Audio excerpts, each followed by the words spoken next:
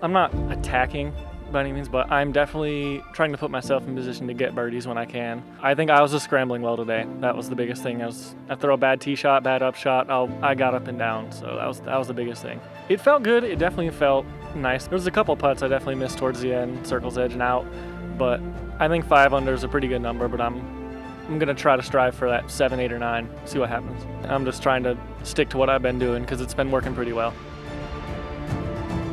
Today went really well for me. A couple bogeys, but I really never ended up in any like super precarious situations. So I was throwing the disc ball off the tee, and if you do that, it definitely makes scoring a little less stressful. It's definitely the hardest course that I think we played on tour this year. I mean, 7 under is probably about as good as you could ever expect to do. Came through the last couple with a couple birdies too, which is really good. So, I'd love to replicate that in the next 3 rounds, but odds of that are pretty low. One shot at a time, try to keep them in the fairway, and then, when you get in trouble, don't try to get too aggressive. Sometimes you just have to take your medicine and take a bogey. Yeah, I'm feeling good and just looking to continue, this kind of momentum and feeling calm on the course.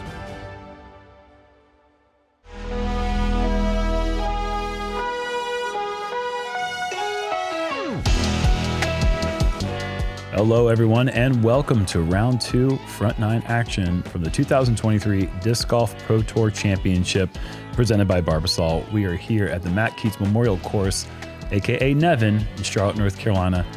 Paul Ulibarri, Jeremy Koling, and we've got the lead card essentially after the best 4 scores from round 1. Yeah, safest card on the whole course. Yes. But this place is dishing out over par scores. We saw Gannon drop big time, and now he's kind of on that bubble. Right. So it's totally possible to shoot 6, 7 over par, which if they do that, they're going to get caught. Well, let's go ahead and do a quick refresh, okay? Because here's the deal. The name of the game here is get to be in the top 12.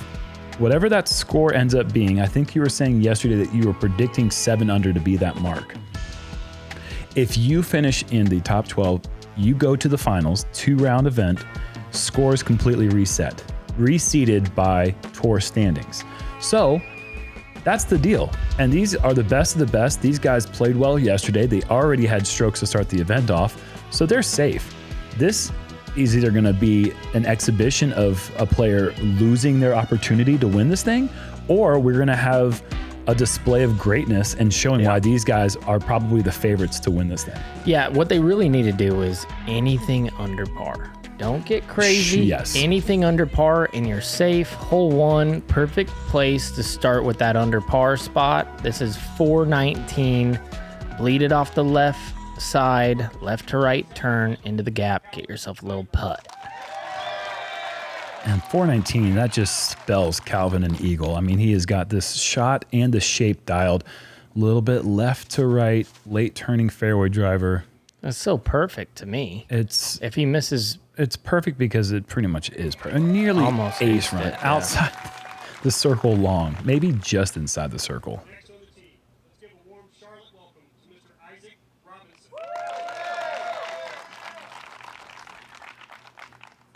It started off as a slow-ish start for Isaac on the green. Turned out to be another great round.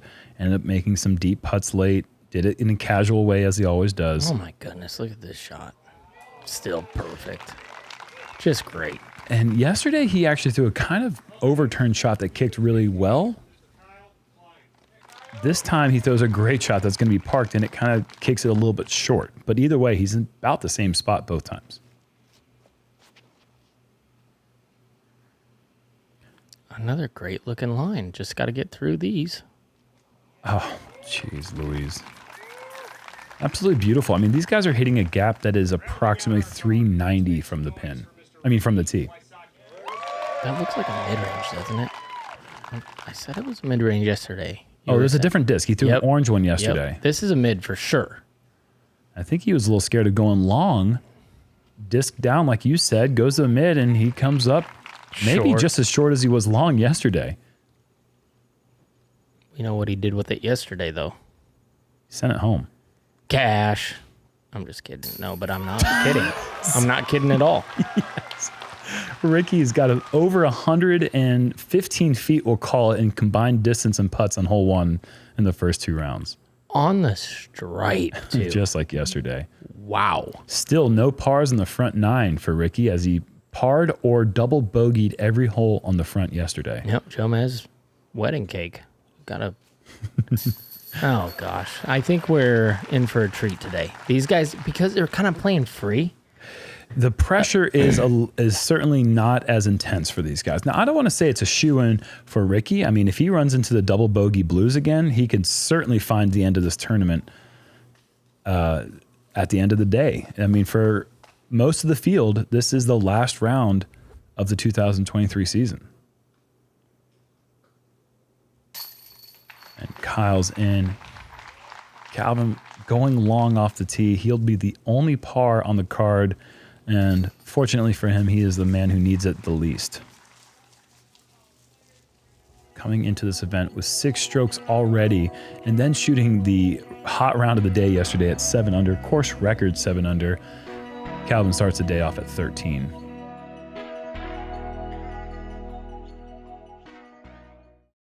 Hey everyone, I want to let you know today's video is brought to you by Factor. Factor makes meeting your nutrition goals easier than ever by delivering fresh, never frozen, dietitian-approved meals right to your doorstep. Their team of gourmet chefs create each meal using only ingredients with integrity to help you feel your best all day long. If you're too busy this fall to cook but want to make sure you're eating well, with Factor, skip the extra trip to the grocery store and the chopping, prepping, and cleaning up too, while still getting the flavor and nutritional quality you need. Factor's fresh, never frozen meals are ready in just 2 minutes, so all you have to do is heat and enjoy, and then get back to your day. With 34 chef-prepared, dietitian-approved weekly options, there's always something new to try. And if you're like me and you want to cut back on takeout, get Factor instead. So if you're ready to ditch the takeout and get started today, Factor is hooking you all up with an awesome deal. You're going to go to factor75.com and enter code JomezPro50 at checkout. That's going to get you 50% off your first Factor box. That's code JomezPro50 at factor75.com or click the link down below to get 50% off your first Factor box. All right, let's get back to it. Looking at hole 2 here, par 3, 366 feet, uphill, blind, and to the right off the tee. A lot of prominent trees en route to this elevated basket.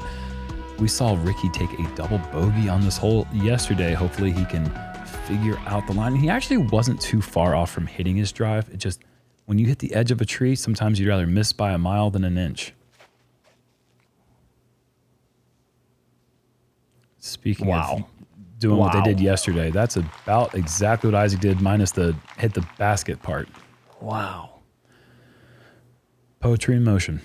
Absolutely beautiful.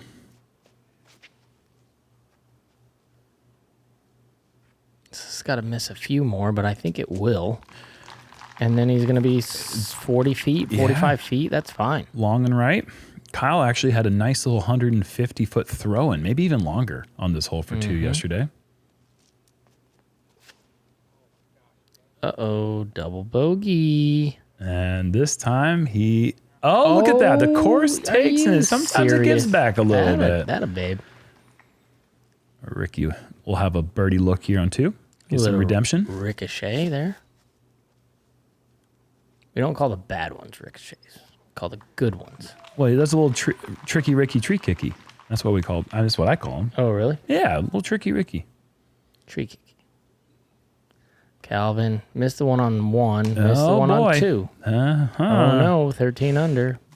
Yeah, certainly this is the round. If he's going to have putting woes, make it round 2, the least consequential round for him. Oh, this one was pulled, Jerm. Oh, but set nice for an air ball. It is sloped over there to the left. And how about that for some redemption? Ricky's sitting on about 90 feet of putts in the first 2 holes.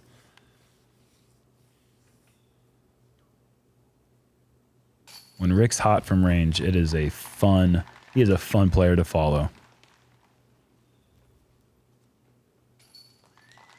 I mean, really, this whole card, but the flashiness of Isaac's putt and Ricky's putt, something to watch. When Calvin's putting, you mentioned it yesterday, it's like kind of boring because he's just making everything look so easy. It's a foregone conclusion. But with Rick, the way that it flies, You don't know It's until the last it's second. like a little different. Yeah. It dips into that last second and comes in with some pace. Hole 3, par 4, 630 feet up to the left, dogleg left, then dogleg to the right. Got some trees to miss. You really want to be in the middle of the fairway, which is weird for me to say. Of course you do, but the fairway's so small and wide at the same time. You could hit technically the fairway and be a little right and be a little left, but you're just going to have a very tricky upshot into the green.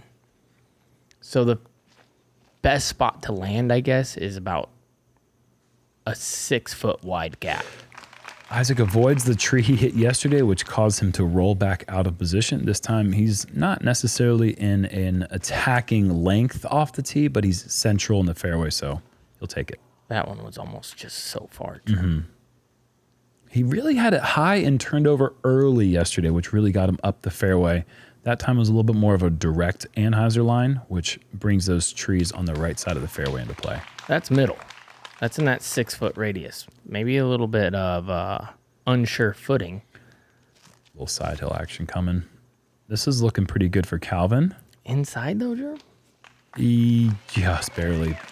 It'll be awkward. Those 4 trees are going to be in his way, I think.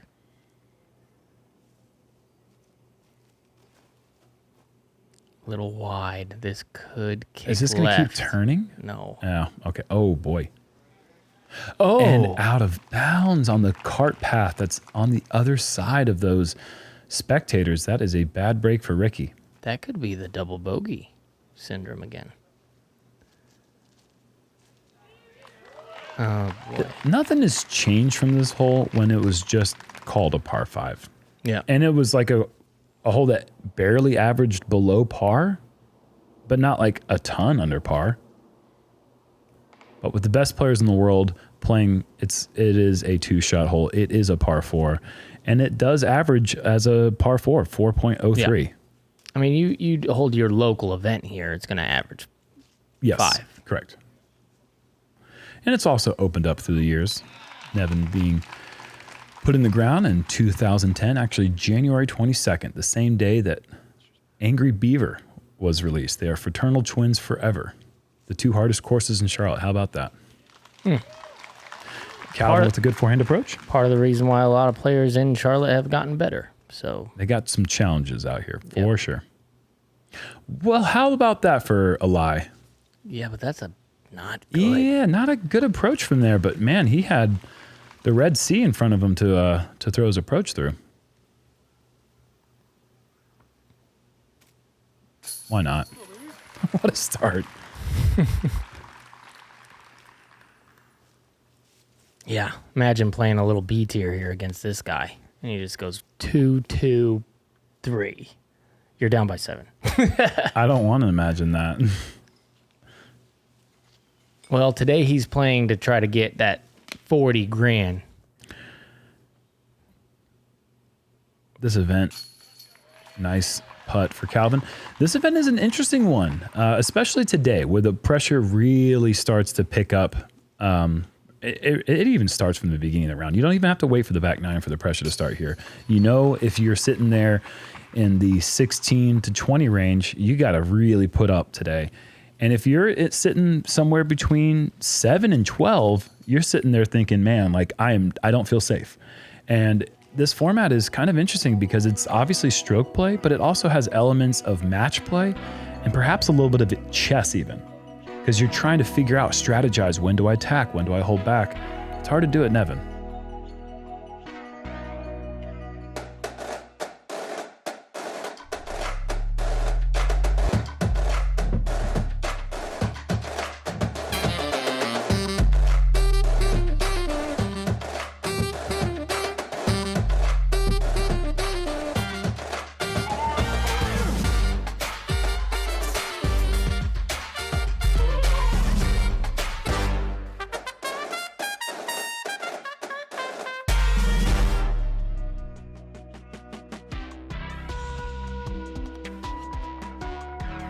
These guys are looking at the par 4, 4th hole, 710 feet.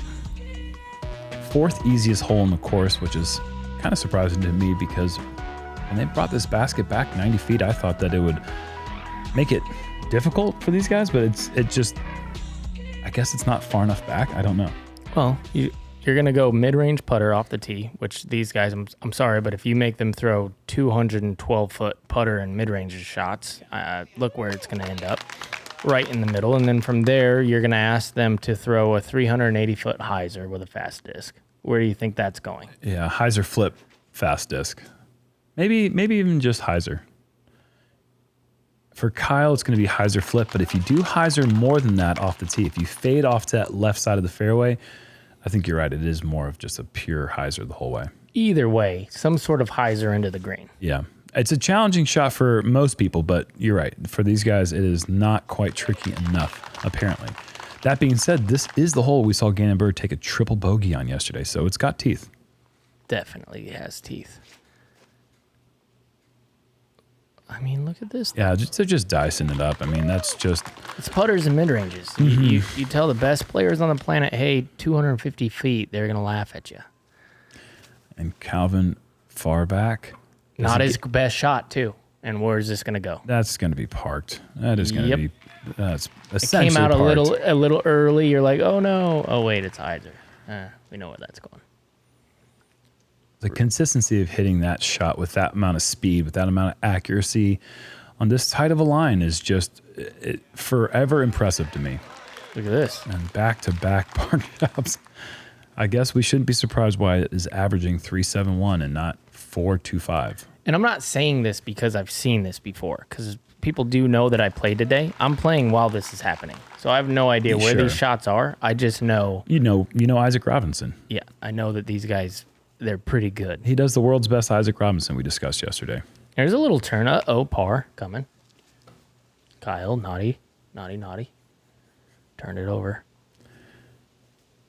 So if that number, 6, 7, or 8, ends up being the score, then Kyle isn't necessarily a shoo-in. I mean, it's certainly around where he has to stay on his P's and Q's, because this course can get away from you. Yes. And these gaps can shrink up quick, and the kicks can be absolutely brutal. Oh, there's a double bogey at every corner. Every single hole can give you the 2 over par, and the next hole, and the next hole. The thing about this card, though, is not only have they played this good the whole entire season, they're playing the best in the tournament so far, pretty much. Sure. And I say that from time to time with every coverage that we have. Typically, people are going to have problems with holes. But when you're on the lead card, you're playing the best in the tournament, you have your stuff dialed, which means you're the most unlikely to mess up the easy stuff. They are going to mess up, of course. Yeah. I mean, we've seen Calvin basically make a whole career this season out of mistakes. I mean, he's the best player in the world, but I feel like the compilation of missed putts and missed opportunities is just endless for him. Look at how many putts he's missed this round. Oh, wait, he's 1 under. Everybody would take that score. Totally. It's amazing to watch him do his thing. Good birdies for Calvin and Ricky. Pars for Isaac and Kyle as we look at the par 5 fifth, 1,052 feet. Try to throw it as far and low as you can off the tee to try to get near that gap. From there, it's a hyzer around the corner through the woods. And we're going to settle up here, going to that basket that's just past the one that her drone settled on there. Beast of a par 5. That being said, this is just shocking to me. Second easiest hole in the course. What on earth? Yeah, that's a surprising statistic right there. I'll tell you that. What? I really want to see Ricky throw this the way that no, that's not the way that he was throwing it in practice, but look at this thing go. It just needs a hyzer a little bit, just a little bit. Oh, good break. Yep. If you go in there, I tell you, it's hard to get 2 feet into that bush line. It is gnarly. Is this stable? Here's the good thing about Isaac. That's fine. His same line as Ricky's. Has no chance of going in that bush because of how short he throws it. So it's actually how short. Like, that's an interesting way to describe Isaac. Yeah, but it's actually kind of a blessing on this hole because you can't even get to the bush. Now, I don't think Kyle got in there too deep. Well, Oh. Just enough. Look at this. Just on the absolute edge, and this is all he has. And makes pretty good with that. Par is still in the equation for Kyle.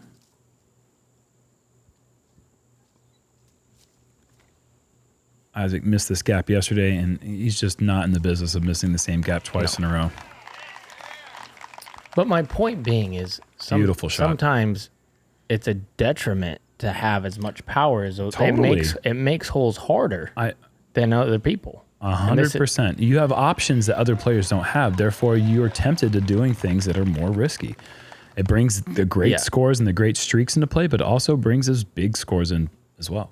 Plus, the ability to down tempo your swing is actually something that it's probably the hardest thing to do in disc golf at this level, is to be like, okay, I can throw it as hard as I can, but I can't because I'll go deep. I need to take some off. That's when the timing gets a little bit. Right. Oh, what happened there? Well, Take it up in the trees, man. We saw Calvin have an issue yesterday where he kind of skied his approach after a really great drive, and Kyle seemed to do a very similar thing there, but that was his third shot. Look at this. Oh, goodness. No way. No way, Calvin, get out. Incredible shot. Kyle's going to get real creative here to save the par. How stable is this? Insanely stable. Oh, that is a great shot. That just weaves its way through all the trees there. That is not easy to do from that position on the high left side of the fairway. This is a Friday. Way to show up, Charlotte. Behind, I saw the nice gallery. Yeah. Look at them. Okay, Rick. That is good stuff there. Caddy Fern loves it. Isaac got to show us a little bit of what he's got here with the forehand yesterday. This one's a little overburned, but you know what? That'll work. I like the way he putts.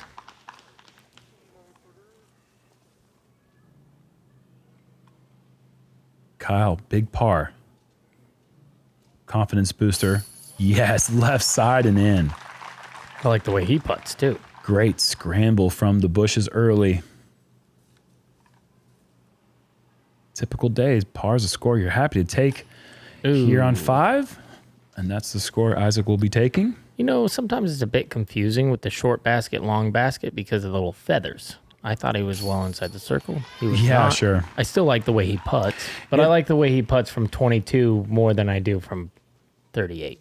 The FPO is playing the other basket, so therefore those little whiskers. Hand up. That one's on me, too. Oh, hands up. Yeah, all in all, 14 players out of the 31 player count. Unfortunately, Mason Ford had to drop out, but 14 out of 31 ended up birdieing hole 5. Those are 14 really solid birdies. Hole 6, Paul. This is a journey. This is go through the horseshoe pit. We go up on this little fairway. This is OG 14 on original Nevin. From there, we're going to throw our longest turnover that ends up on this right side to open up the best possible approach angle to go over this bridge on the other side of the hill. That little creek down there at the bottom of the hill is out of bounds. Ricky opened my eyes to another way to play it yesterday, which I do believe that Calvin and him have the option, and even Kyle. Mm-hmm. But Calvin! Oh my gosh! Is this going to be the best drive ever? Oh, that is unnecessarily aggressive. And he's out of bounds. He's on the other side, but he crossed up there. He's still in position to take par. I mean, it's so far around the corner. He's so far. I think he misses release angle by 5 degrees, if not more. This is sent. Does it get in front of those trees, though? Hurry. Yeah. Oh, boy. We're going to see it again. He tends to do similar things from the prior round or from the prior play on this hole. If you catch my drift, last year birding this hole in the same exact way 2 times in a row. Let's see if he's able to recreate yesterday's magic after that really great drive. Do you think that Isaac plays with fan grip or power grip? Question. Do you know the answer? I do. I think he looks like he throws with the fan grip, but it's probably a power grip. That's just my guess. This is nose up.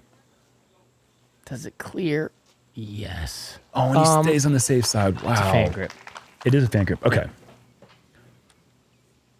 Team fan grip. I'm a fan. That wasn't intended, but it worked out. Oh, thumbs down from editor. That's okay. Roller, tough spot to be. Not the angle he's going to like.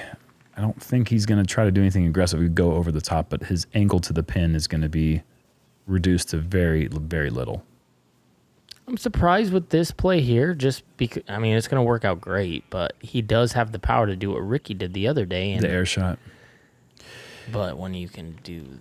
Yeah. That's fine. That's fine. You think forehand turnover? I would, but I'm not Kyle. He could fit it. He could definitely fit something in there. Is this going to keep holding the turn? I think it's going to hyzer out early, and that... Obi saved. Fortunate. Now, what has he got from there? Not much. Zeroville, USA. Calvin gets a little bit better height today on his shot, and this is cooked. That is fantastic. He has secured himself a great opportunity to get the par now.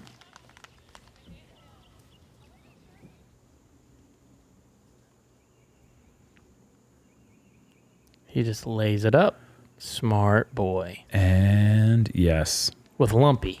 That's what we're calling it. Oh, what is that, an A2 or what is it? Do you know? I think it's an A2. It's just so warped.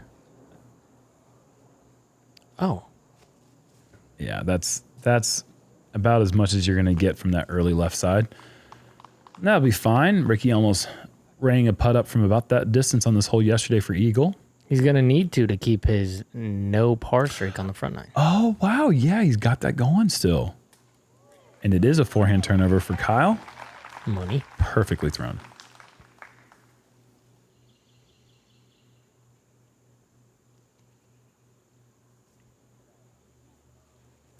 And after the OB drive, Calvin really needs this to qualify for tomorrow. So gets up and down, and he'll walk away with par, which is a great score here on 6.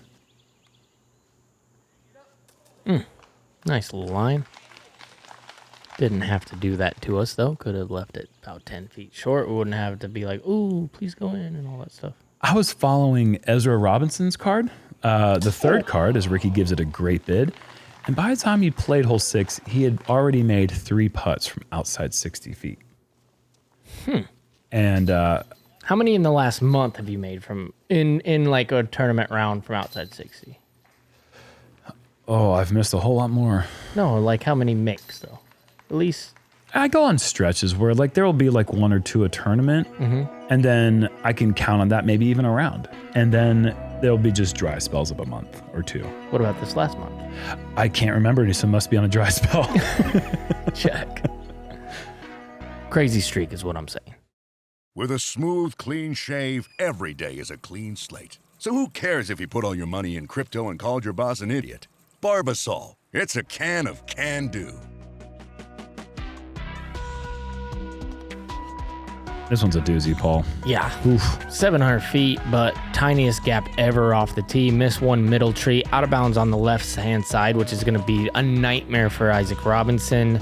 Everybody else, I believe, are going to try to throw hyzer flip sidearms, get around the corner, and then if... Probably can't put me in. But that's what the fairway looks like, and you're not going to be able to see that, but it's basically looks like as many fingers as I could cross. That's where you got to get to. You got to beat that tree. Yeah, you definitely got to miss that one and miss the other dozen on the right side and then the dozen on the left side as well. I like this play. Calvin goes sidearm yesterday. Today, he's just trying to get Miss as that one. much Don't go B. distance as possible. This has to go B, Jerm.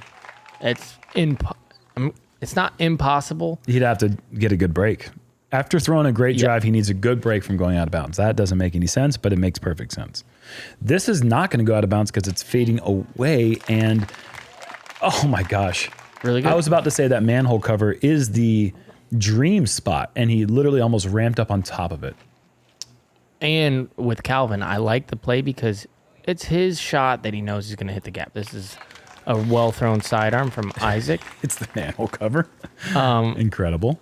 But Calvin gets so much distance, he is going to have that wide open alley to skip up to the green. The wide left alley. Yep. Yes. And, it's kind of funny to think that his chances of saving par are much better today with an out of bounds drive than hitting an early tree yesterday. And here's Rick with that spot we're talking about.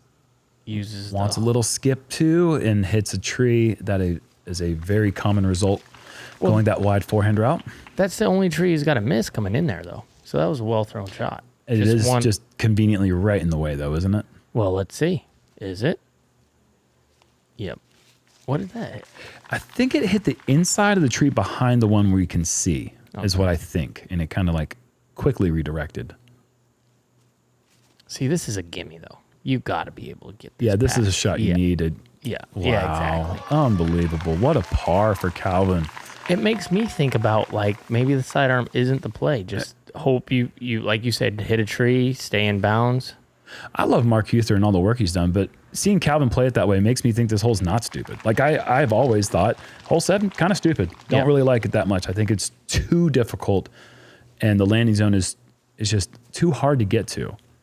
But Calvin makes it look very doable. With an OB stroke. With an OB stroke, yeah. Ricky from range over the top. I guess it's a good time to give a shout out to Huther and the 31 or plus volunteers that spent hundreds of hours as Kyle makes the nice par save out here, just making this course look as beautiful as it does this week. Nevin is in tip-top shape. Mark Huther cleared out, I think, 300 some acre. No, well, that doesn't seem right. Some crazy amount of trees on the sides of fairways just for spectators to stand. It's not even part of the course, just off to the side of the course. And even if it's 5 acres, that's a lot. well, 5 acres is still way more than that. Doesn't seem humanly possible. But either way, it's a ton of work. It's spent all year on it. And just a huge shout out to the whole team here at the Charlotte Disc Golf Club who just really wanted to take a lot of pride in having the Disc Golf Pro Tour Championship here in our home course. I won't put anything past them. I'm going to say 300 acres, like you said. It could be. They're that good out here. It could be. But yeah, and obviously you can't say anything about Mark Huther without bringing up Matt Keats and how they took this course, which is originally intended to be a softer challenge here. Stan McDaniel wanted this to be a not that difficult course. Huey and Keats said, nah, we'll take over this one, buddy. They took over the project and they put in what we're playing today. I mean, essentially this is a redesign, but they did all the hard work to bring this course here. So shout out to Mark Huther and rest in peace, Matt Keats. Look at this laser. Oh, this could go in, Jerm. One skip. Give him a little skip. Give him a skip. That is one of the prettiest shots you'll ever see in your life. There was just no doubt about that result from the second it left his hand. Look at that. Yeah, when you're wondering if it's going to go in or not, it's usually pretty pure. That is what disc golf is all about, folks. Look at that line. Just as straight as you can get a disc from that distance to fly. Absolutely gorgeous. Is this going to flip? No, but you're just fine when you like 30 footers. Yeah, I mean, not Closer, even. yeah. 18. Yep. I like 18 footers. I'm not even Calvin. Now the pressure's on to Rick. I'm sure he's feeling a lot of pressure right now. All these guys are playing so phenomenal. 40-footer. Let's call it 22. Yeah. It's just, He caught the branches. oh boy. Pressure on. Really good. These guys are going to make so much money this week. $40,000 for first place. And I don't know, if you're going to pick your favorite for the weekend, you can start with this card right here. And Ricky ends this incredibly long 2-hole par streak here on the front 9 for him. 2 for 2 now here on hole 8. Mm-hmm.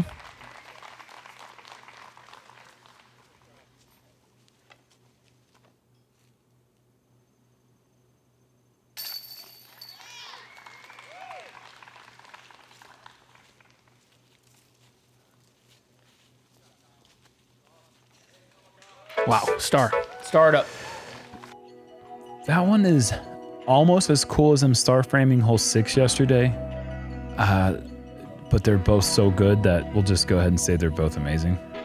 But really need to take a look at this line now. This is about the time when these scores are starting to become pretty definite. You start to know, okay, I think I know what this number is going to be. And a lot of people are jockeying for position that have an opportunity. And just a reminder, anybody who is tied for that 12th spot, there will be no playoff.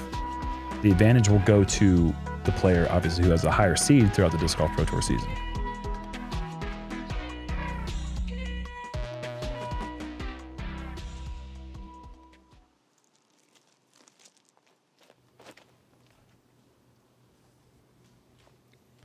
Kyle throws a very nice shot. This is going to be perfect for a little putter down to the basket. Can't place that really any better.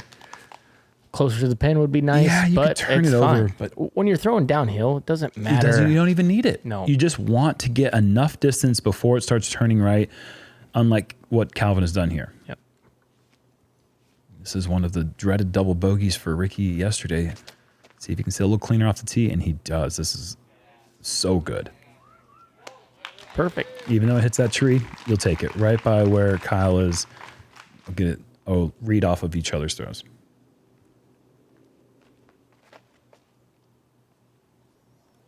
How can you be that good with the putter shots?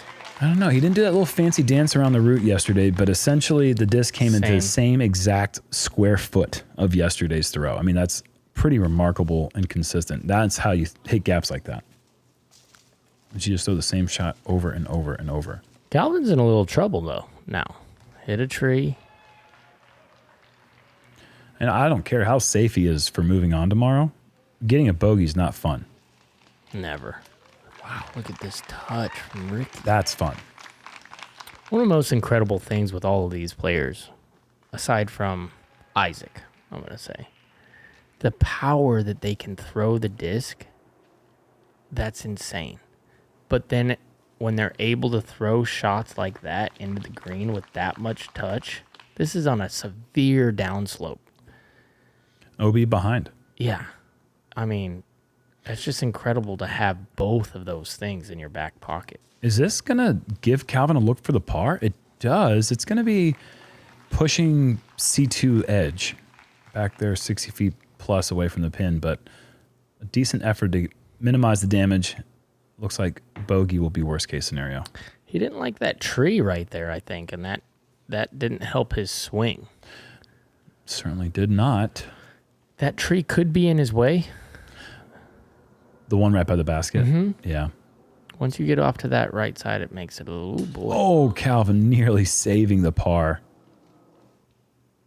I would love to see a back angle from this. Can't. Oh, that was such a good pace. Just a little too floaty. Sit. Oh, boy. Sit. That's highly rude. 45-footer. Made that look easy. He's in just a zone bubble of time in his life.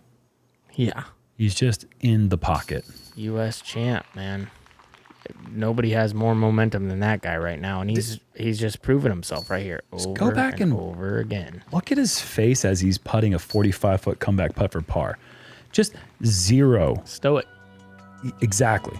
Best word for it. Just stoic. Just didn't give a darn about it at all. Just delivered it so calmly. All right, let's go through these scores, Jerm. Yeah. It looks like T10 is in right now. Oh, wow. At Adam 6 Hammes. under. 6 under. Wait.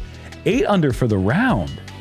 8 under for the round to get to 6 under. And he's got one hole to play, the hardest hole in the course. And there's no easy way to play hole 18 for par. But right now, looks like 6 under is right there on that mark. Of course, other players with higher seeds than Adam, if they get to 6 under, that will bump him out. But for the time being, Adam is looking pretty good, going from 25th place entering the round all the way up. Over putting par. himself, 2 over par. Yep. Incredible round for him, but that's the number to look at right now. We're looking at 6, maybe 7 under par. Come back to watch how round 2 of the semifinals concludes, and we'll see who makes it into the finals, the final 12 players competing for $40,000.